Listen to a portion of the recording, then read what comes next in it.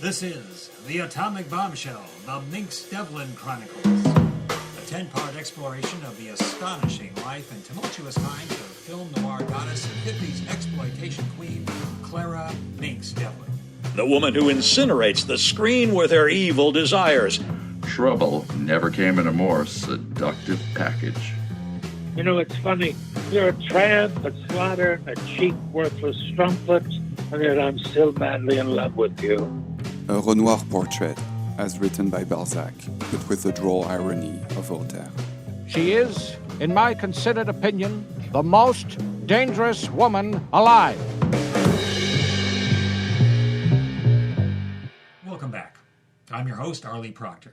I'm here with Minx Devlin's granddaughter, Hazel Matthews, and film scholar, Skylar DeWolf. Now, in our last episode, Minx became an overnight sensation with not one but two smash hit movies, Thrill Queen and then Jive Crazy. Now, she just signed a 7-year personal services contract with Howard Hughes, who is now the owner of RKO Studios. In this episode, we're going to look at Minx Devlin's brief reign as what I call a conventional studio-supported movie star. We're going to look at 3 movies. The first one is The Atomic Bombshell. This is the film that proves that her star power can drag a problematic A picture across the finish line. The second movie is called Hell is a Female.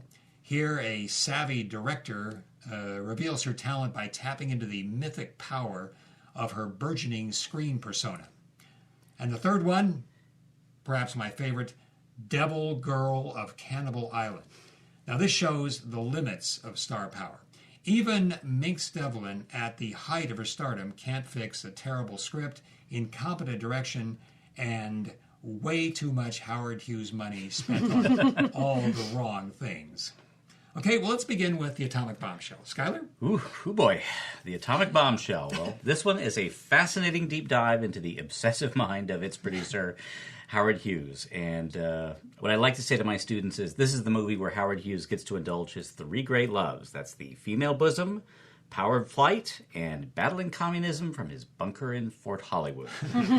And it's interesting because this is also the very first RKO picture that Hughes puts into production. And he supervises every detail. No detail is too small for him, from the visionary aircraft to the design and production of Miss Devlin's brassiere. Yes, and actually the brassiere is a marvel. It's like an inspired collaboration of Leonardo da Vinci and Hugh Hefner. So it had a cantilevered underwire bra and these curved structural steel rods that went under each breast cup. And this pulled the breasts upward, and it made it possible to move the shoulder straps away from the neck, which meant exposing more of her bosom to the cameras. Wow, and she wore this thing in the movie? No, she, at least according to her diary, she laughed in Hughes' face, and then she just used her own bra and stuffed it with facial tissues. Yeah, that's our Minx, all right. Yeah. And the script is by Lee Brackett of The Big Sleep and Ayn Rand of, Ayn Rand. And it layers the tropes of film noir onto a structure that exploits paranoia about the atom bomb. And Minx Devlin assumes not 1, not 2, but 3 different identities in the movie. And a big thanks to Cassidy Blake. She's a member of my Dangerous Films Club in Stoverville, North Carolina. And she's the one who rescued a 35mm nitrate print of this film from the sub-basement of the local Peralta Theater. Okay, well, let's get into it. Okay, we open on a bar in the New Mexico desert. The bar is called Max Mushroom Cloud. Our star, Wally Big Swede Armbruster, is getting plastered. Now, he devised a detonator for the Hiroshima bomb, only to have his best friend, Major General Bombs Away Baxter, take credit for his work, and then Baxter had Armbruster thrown out of the service as a security risk. Another whiskey. I think 14 is enough, Swede. No, I'll tell you when I've had it. Poor sap. So Minx plays Holiday, who is this vampish barmaid, and she hauls the Big Swede back to her tiny apartment. And there she lays a chilled washcloth on his forehead. There you go, big boy. Take it easy. Well, hey, where am I? Where's my rod? Give it back, doll. So you can blow those beautiful brains out? Not till we've got what's coming to us. What do you mean? I mean plutonium, Swede. Plutonium? We're gonna grab ourselves some of that atomic pixie dust. Then you're gonna fix up a firecracker and hold up Uncle Sammy for 1,000,000 smackers. Are you nuts? That's crazy. Is that what you said when you built those detonators? 10 hours ago, you were ready to give yourself a Smith & Wesson headache. What have you got to lose? Well, you got a plan? First things first, lover. We need to seal our partnership with a kiss. Okay, now we smash cut to the big heist sequence at Transuranium Industries, and of course, that's where things go wrong. One partner's killed, and the big Swede takes a bullet in the shoulder, and he goes crashing through a roadblock, and he somehow makes it back to their hideout drenched in blood. He's holding the pixie dust as he's blinded by a massive floodlight. Holiday's there to greet him. Good boy, Swede. Now let me have it. He hesitates. Another figure emerges. You heard the lady, Swede. Let her have it. Bombs away, Baxter. You? With her? But why? Because Holiday here is really my commanding officer. Meet People's Atomic Weapons Development Commissar Svetlana Vasilyevich. You mean she's a commie? Duh, comrade. And Baxter here is really Sergei Bulgakov, lieutenant in the Soviet Army, and this She flicks off the light, and she reveals a huge industrial science lab. is where I'm going to use that pixie dust you so nicely supplied us to build us an atom bomb. And then we're going to light up Washington, D.C. Cut to Comrade Minx wiring together an atomic bomb as Baxter torments the big Swede. Don't blame yourself for falling in love with Holiday, chump. How could you have known about her other two lives? One as a genius physicist, the other as Russia's most courageous and decorated bomber pilot. Is that a pimp or what? And imagine all that brain power is in a package that could melt the Siberian snowpack. The Swede blacks out. Then he wakes up and he's strapped to a gurney that's being loaded up through bomb bay doors of a U.S. Air Force B-71 Super Behemoth. That's an airplane that Hughes was trying to sell to the U.S. Air Force. Minx as Svetlana is in the pilot's seat. The camera pushes in on the cockpit's aeronautical clock. 9 hours whirl by in 3 seconds. We should be over our target in about a minute, Swede. You ready to go to the great big Politburo in the sky? I don't know what city you plan to destroy, comrade, but it ain't Washington, D.C. What are you talking about? Check your gyro compass, Trotsky. Washington is northeast of New Mexico. We've been heading due northwest. Comrade Vasilyevich, what's this all about? Unstrap the Swede, Sergei, and call me by my real name. Real name? Anna Catherine Vasilyevich Romanov. Romanov? You mean you're the daughter of... Anastasia Romanov, daughter of Tsar Nicholas II, murdered in cold blood by a Bolshevik firing squad, and now... Put down that Luger. No! No! Oh, nice work, sister. You almost got me believing in the human race again. So all this was... revenge. And something more. Which is? A clarion call to the Soviet people for a second revolution. Let a new spirit of liberty and democracy be ignited by the atomic torch we're about to ignite. I thought so. Gonna light up Moscow, huh? Well, don't suppose we're gonna live to tell the grandkids. The blast will incinerate our plane, but... But what? In Russia, the Phoenix is a symbol of resurrection by fire. Through our deaths, we will live forever. Don't say any more, baby. Just lay one on me for old Lang Syne. There it is. Dead ahead. I love you, Swede. See you in heaven. You should have no trouble getting past St. Peter, baby. Because you've got one heavenly body. Bombs away! Stock footage of an atomic bomb blast with an American flag superimposed, and Ryan and Minx are kissing, and they're ascending into heaven with a mushroom cloud. Boy, wow, that's beautiful. I love that triple backflip there of Minx starting out as a playgirl and then becoming a commie mastermind, and then she becomes a righteous Romanoff Avenger. Man, 3 roles. The Atomic Bombshell cost RKO $687,000, and the film brings in $3.2 million in its first year. Minx Devlin, I think you can say now, is a real mainstream, above-the-line movie star. I'd like to read this from her diary. I'm living every shop girl's dream. I'm a star. I feel strong and powerful and happy. And I remember Merle Oberon in Wuthering Heights saying to Laurence Olivier, make the world stop right here. Make everything stop and stand still and never move again. Then I think of something Dix Cook once told me. Change is inevitable, except from a vending machine. I love that. I love that. True that.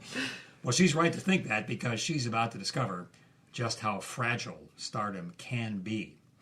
She hasn't factored in the power that Howard Hughes has to make her and also to break her.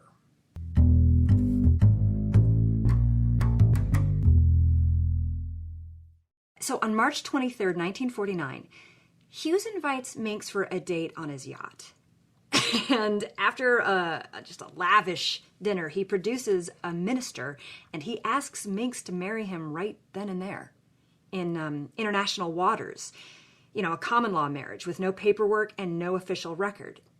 And when she turns him down, Hughes becomes enraged, and he tells her he made her, and he can destroy her, and no more RKO movies until she comes across. And she knows that this is no idle threat. Well, I'm sure she knows that because he's already done this to another RKO contract player, a woman who starred in a movie called Out of the Past called Jane Greer. And he kept her out of films for several years in a director career. Right, right. And so Minx wonders if she's through. And then she gets a call from a film director, Sam Fuller. Oh my God, Sam Fuller. To call Sam Fuller a Hollywood original is understating the case. I mean, this is a director of provocative, frugal, gut-punch melodramas. So Howard Hughes lends Minx to Fuller as what he thinks is a punishment. But really, she couldn't have asked for a better filmmaker to define and showcase the screen persona that she's developing, which is tender but tough and everybody's dream of romance, but nobody's fool. The picture they make is called Hell is a Female. Hell is a Female. Okay, get ready for this one. Minx plays Velda Griffin, the recently dumped mistress of syndicate lawyer Marion J. Bigelow. I love old movie names. There's a famous and pretty horrifying scene where a Bigelow goon throws a tureen of sizzling turkey gravy right in her face, disfiguring her. That's when she goes over to the law in the person of District Attorney Nick Barker to nail Bigelow. And the iconic ending shot shows up on every highlight reel of film noir. Here, an enraged Minx empties 5 slugs into Bigelow just as a jury brings back a guilty verdict. She actually journaled about how the shot came about if you want to play Sam Fuller. I would be delighted. Sam Fuller sets up the shot, then asks, How much do you trust me, Devlin? Enough. Sam points to Broderick Crawford playing the mob boss. Take a good look at him. Then shut your eyes. Shut them. I shut my eyes. He leans down and whispers in my ear. I'm God, see?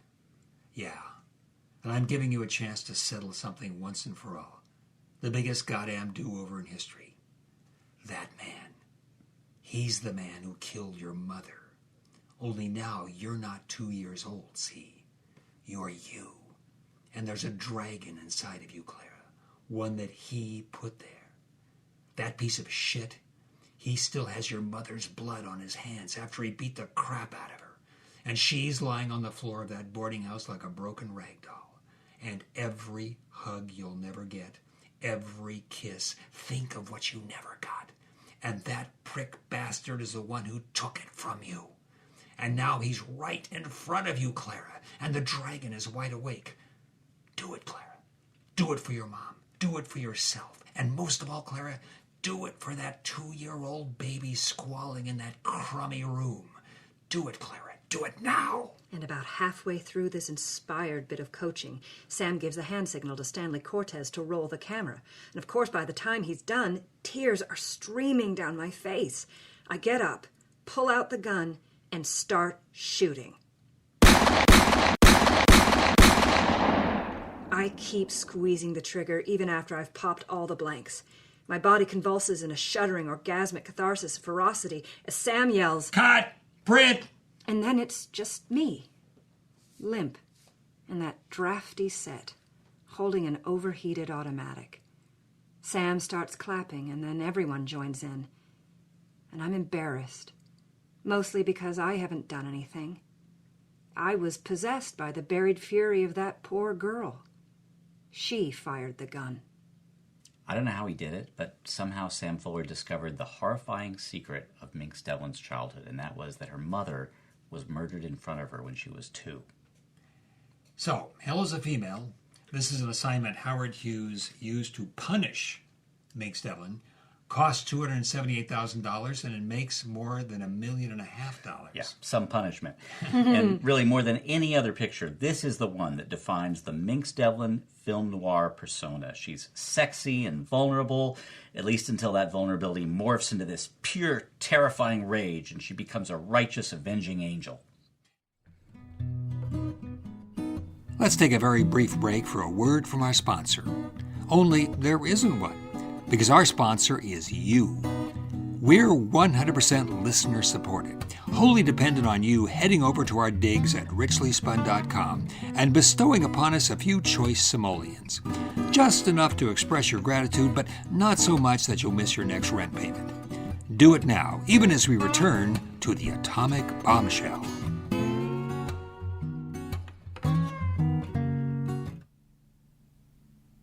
Now we come to a momentous night in her life. This is October 29th, 1949, her 21st birthday. So Sam Fuller has put Minx back on top. He wants her for his next movie, but Hughes is calling every day demanding that she return to RKO. And Dixon Cook throws her birthday party at his bungalow in the Garden of Allah. And everyone is there, from Bogey and Bacall to Billy Wilder, Gene Kelly, Lena Horne.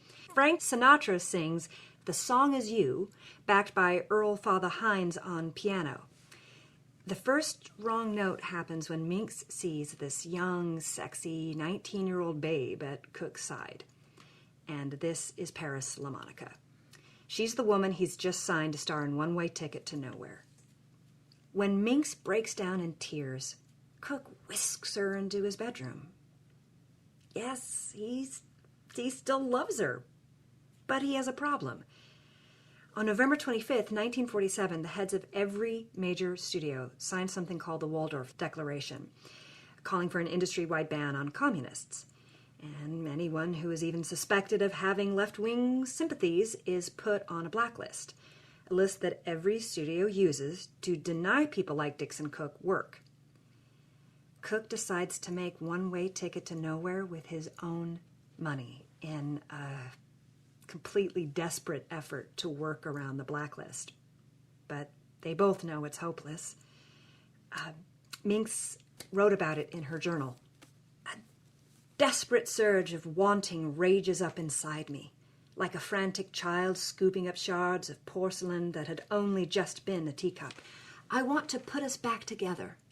I grab him, bury myself in his chest, look up and try to reclaim him with a hard, hungry kiss. I have no idea how much I loved him until this moment. He tries to pull back, but my urgency overwhelms him. I don't know if it's the frenzy of my desire, the thrill of making love 10 feet from our guests, or the shock of my erotic assault, probably all three. But Dix and I couple this one last time right there on his bed. My body is half ice and half flame as he finally gives himself to me, his love flowing into me one final time. After we're done, we lay there for a moment, both staring at the ceiling. Then a single kiss, and he's gone. I dress and slip out for some fresh air. Being alone is a blessing. Minx walks down the street to Suros, a trendy nightclub where she has her first legal martini. She's just turned 21. Then the bartender puts a phone down in front of her. There's a call for her. Minx recognizes the famous voice. It's one of Hollywood's biggest stars. She's asking Minx to join her in her limousine for a special birthday celebration. Here's what I think of as one of Minx Devlin's most astonishing journal entries. Just going to cough a little bit since this is a longie. Yeah. The juniper berry has done its work. I take another deep breath, pay my tab, and head toward my rendezvous.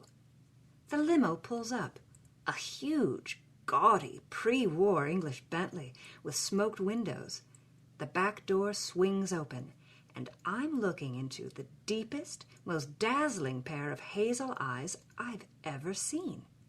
Hazel eyes with emerald shards, movie star eyes. When those lush ruby red lips part and smile, well, this is the smile I've seen on a million magazine covers. The smile that captured everyone from Gershwin to Hemingway to Picasso to the most virile screen gods in Hollywood. And now, me. The dress, gloves, pumps, and mink wrap are raven black, which sets off the diamonds, necklace, bracelets, earrings. When she crosses her legs, the gown falls open and reveals her black gartered silk hose with tiny rhinestones glimmering off the back seams and, of course, a diamond-studded anklet. Her legs are sensational, long, lissom, perfect. I seem to remember that she was a featured dancer and lover of Florine Ziegfeld in the last days of the Follies. And she's dabbed on just the slightest wisp of Chanel that intermingles with the fresh scent of roses in the bud vases. The seat in front of us has one of those fold-down trays with 2 small goblets and a silver flask. As this awesome land yacht unmoors from the curb, she fills each goblet and hands me one.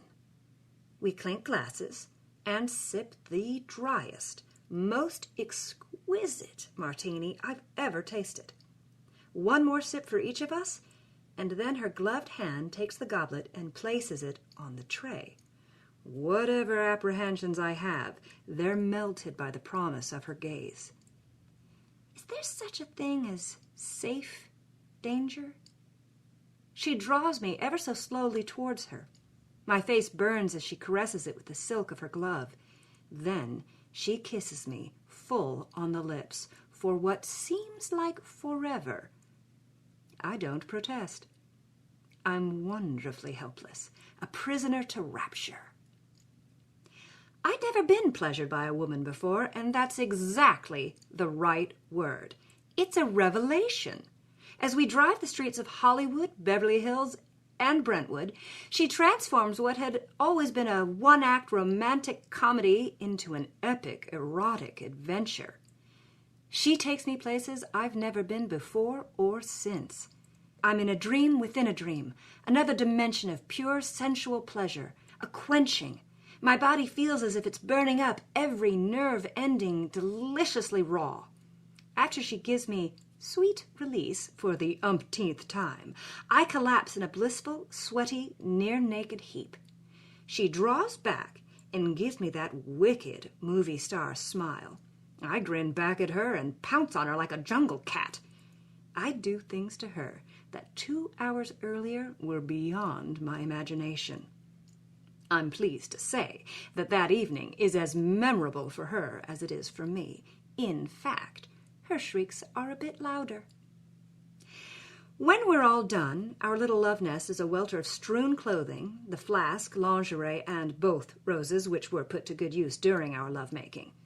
And she's lounging against one door, clad only in one of her stockings and the mink. I've got her dress slung over my shoulder.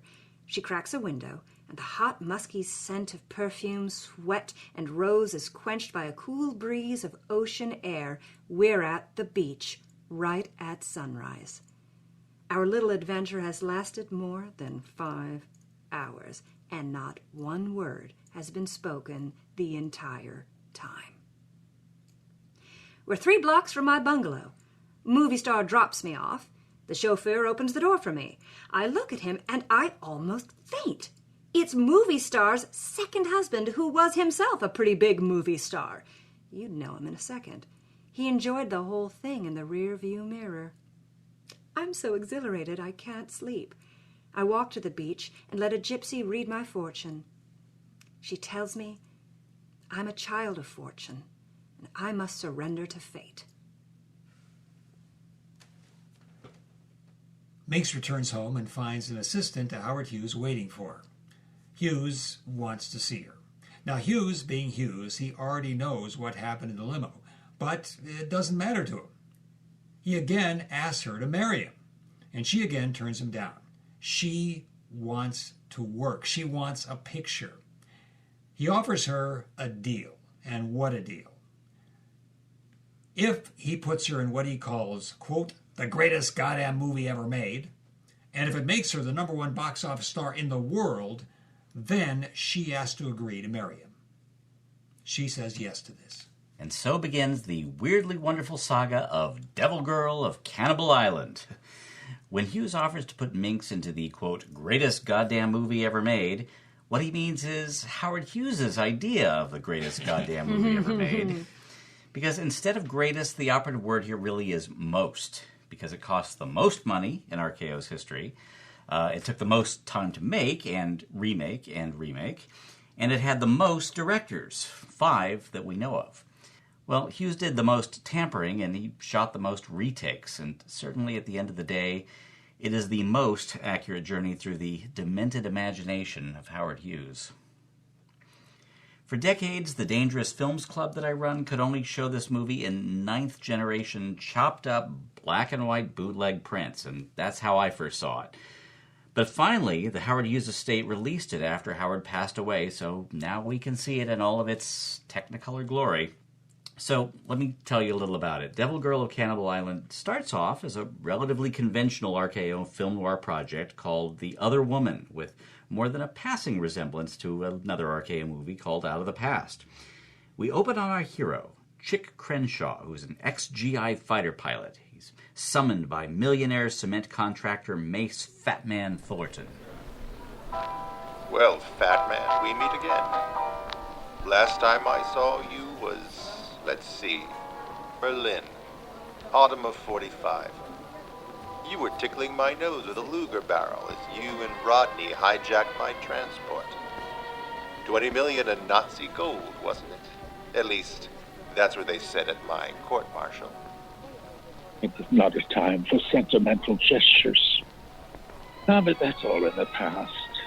I'm a legitimate businessman now, and I'd like you to work for me.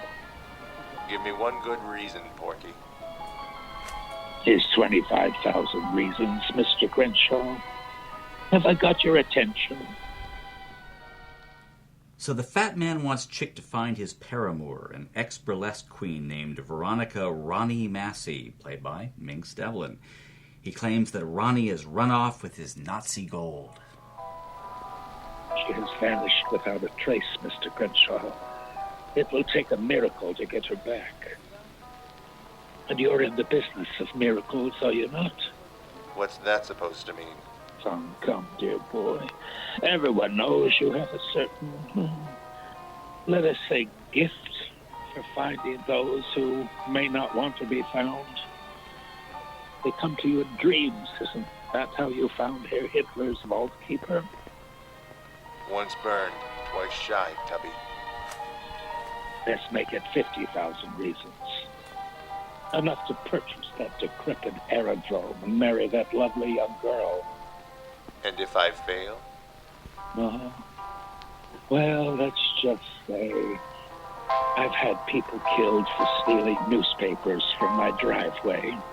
All right, so at this point, the first director, Jacques Tourneur, is fired. And then Don Siegel is hired. And then he's fired. And then Ida Lupino is hired. And then Hughes himself takes over, just like he did on Hell's Angels. So he orders a whole new script, and that takes things in a very crazy direction. Indeed. Minx describes this in her journal. How he flies us to Molokai and puts us up in what used to be a leper colony. I read the new script he's written. It is, to quote Willie the Shake, a tale told by an idiot, full of sound and fury, signifying nothing. Yep. Well, okay, in this version, Chick Crenshaw has indeed dreamed the location of Ronnie Massey. And he lands in Hawaii and he takes a kayak to what seems to be an abandoned leper colony. Gaha seems to be. But he's immediately captured by hundreds of dusky natives and tied to a eucalyptus tree. They're about to plunge 1,000 razor-sharp knives into Chick's helpless body when a female voice cries out. Cease! Leave the intruder with me. The servile natives bow and retreat. It's Minx Devlin as Ronnie, clad in a racy, low-cut, skin-tight sarong that shows plenty of bosom, her entire midriff, and her sensational legs. Well, Ronnie, or should I call you Vuda, immortal alabaster sun goddess? Hi, Chick. Long time no kiss. We've come a long way since Harvey Falls High School. I especially remember the day I marched off to war. I'll wait for you forever, my love. Chick, darling, why stir the embers of a dead flame? A dead flame to you, baby. To me, it's a torch, and it's still blazing away. So how long did forever last? I know the letters stopped when I was still in flight training. So Ronnie then tells this incredibly sad story. Her invalid mother needed an operation, forcing Ronnie to become a burlesque dancer. Then one night, Double Chin came in. Ah, the fat man. Gave me a dozen roses, each with a $20 bill wrapped around the stem. He was just what I was looking for. A sugar-coated papa to get me out of that stinkhole. He put me on the payroll, and I learned all his dirty secrets. The G-men were already sniffing around, getting ready to put us in the Grey Bar Motel. So that's why you pilfered the bullion and took a powder. Turned the gold into cash and the cash into paradise. Bribed a missionary to let the natives know that the alabaster goddess was on her way. They bought it. And now I've got my own little bit of heaven, unless you butt in. You are not gonna mess this up, are you, Chick? I can help you forget. Forget what? Everything. So the next hour is Chick versus Mojo, the wildly jealous warrior chieftain who wants Ronnie for his own. He orders his men to kill the intruder, but Minx calms them with her seductive dance of the 7 pineapples. Ooh. Yeah. Wow. Then she proposes that the conflict be settled with a wild anything-goes gladiator-style bamboo cage match between Mojo and Chick. The stakes... The winner will share my royal bed. The loser shall be eaten as our next tribal feast. Cannibalism. I mean, why not? Yeah, sure. Whatever, sure. And of course, Chick wins, and Mojo begs Chick to kill him, but Chick lets him live. And then... Then Hughes famously takes an entire week to shoot a 90-second montage of Chick and Ronnie making love. We're talking moans, groans, wet, panting lips, eager hands, undulating flesh, 2 frenzied shadows wrestling on a diaphanous curtain, and finally, Ronnie's face, a mask of raw desire that cracks in a spasm of bliss. Oh, yeah. And then dissolved to a thundercloud passing in front of the full moon. Ronnie slumbers in peace, but Chick writhes in anguish. The camera pushes in on his sweat-soaked face, and we're in his dream. It's Ronnie. She's a scantily clad brunette Joan of Arc lashed to a cross, embedded in a raging funeral pyre. She screams for Chick to rescue her. His eyes pop open. He rises, zombie-like. He grabs a machete and he trudges out into the night. He bursts through a gauntlet of towering sugarcane stalks, and there's Minx lashed to a cross made of bundled bamboo. Mojo is waving a huge, flaring torch, and he's just about to light the pyre. Chick hurls the 5-foot machete at Mojo, knocking the torch to the ground. A melee ensues. And during this melee, we confirm the cinema myth that the average white male movie star can easily subdue 20 to 30 heathens. And then Chick unties the comely, barely clad captive female. Ronnie, is it really you?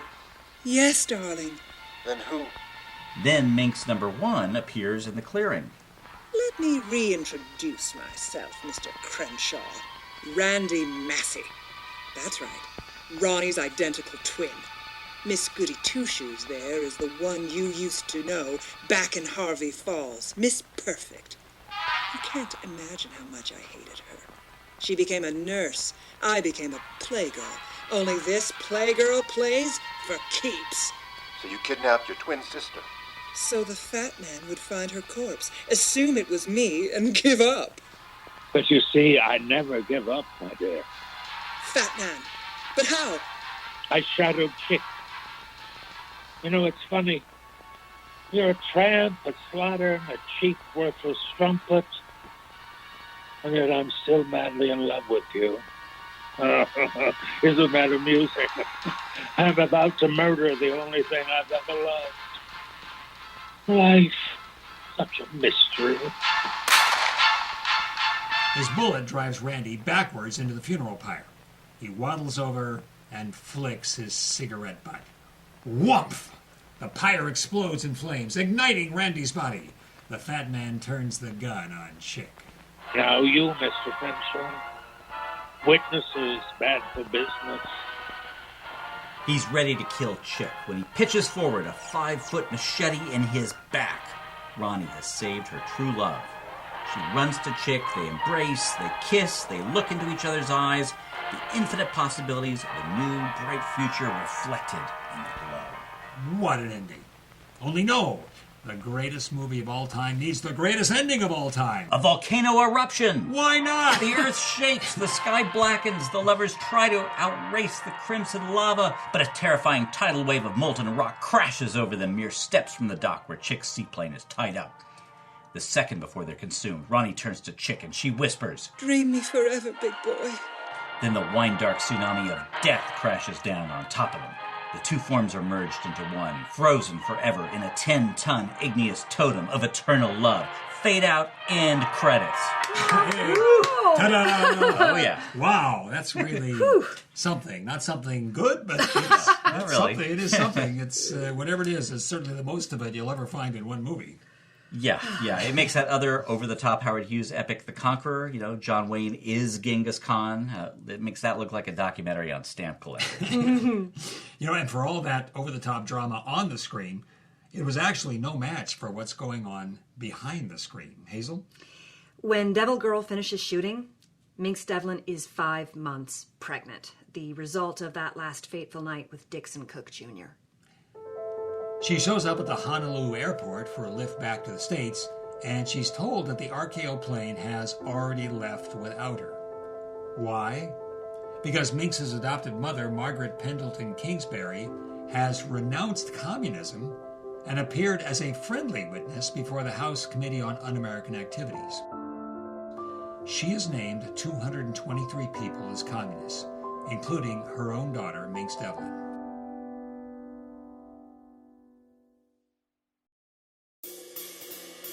The Atomic Bombshell, The Minx Devlin Chronicles, is produced in Hollywood, California by Tales Richly Spun. This production is directed, produced, and edited by Matthew Solari, and written by Arlie Proctor. Co-producer Kevin Whitaker, artwork by Rowan Proctor. Special thanks to Caitlin Mulder, Stephen Smith, Bill Lithgow, Jackson Duff Gwillem, John Roten, and Will the Thrill Reinbold. Please visit richlyspun.com/Atomic Bombshell to find books and movies about the age of atomic paranoia that pushed America over the edge into madness. Also at richlyspun.com, you can pre-order the book that inspired this podcast, Minx Devlin's shocking and delicious autobiography that's a thrilling glass-bottom boat tour of the sewer that was Hollywood. Join us next for The Atomic Bombshell, episode number 4, Are You Now or Have You Ever Been?